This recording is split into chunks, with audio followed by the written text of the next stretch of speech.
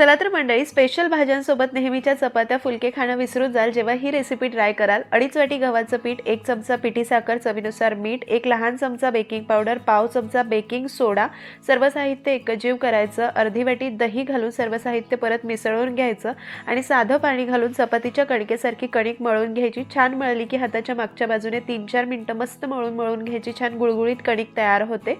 अर्धा चमचा तेल घालून परत 1-1.5 मिनिटं मळायची। छान मळली की झाकून अर्धा तास मुरण्यासाठी ही कणिक बाजूला ठेवायची। अर्धा तासानंतर परत एकसारखी करून घ्यायची। छोटासा गोळा घ्यायचा, सुकं गव्हाचं पीठ लावून फुलक्याच्या आकाराची तंदुरी रोटी लाटून घ्यायची। एका कापडावर टाकायची, एका बाजूला पाणी लावायचं, गरम तव्यावर पाण्याची बाजू घालायची, मध्यम ते मोठ्या आचेवर भाजायची।